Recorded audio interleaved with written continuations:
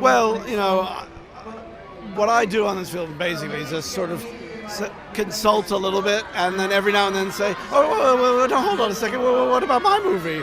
Just make sure they don't do anything that would really destroy the continuity. Obviously, the tension is that they've got to have character progression, they've got to move somewhere different, they've got to do a lot, but then I've got to make Avengers for people who may not have seen it, so I've got to make sure that, they don't turn Thor into, a frog, for example, and then I don't have to explain why he's a frog at the beginning of my film. Spoiler alert, he does not become a frog. Well, he started working out finally. He's, Thor's finally, he's gone to the gym once or twice.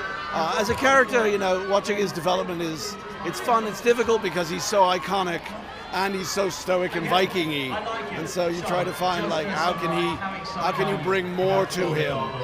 But Chris is always anxious to sort of sink his teeth into that. Where can he find the conflict in a life that seems so blessed? And how do you make the guy who's the strongest and, let's face it, the prettiest, kind of an emotional underdog?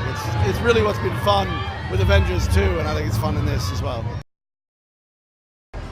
Well, obviously in the very first Thor film, he was a fairly callow fella, and he needed to, learn a lesson.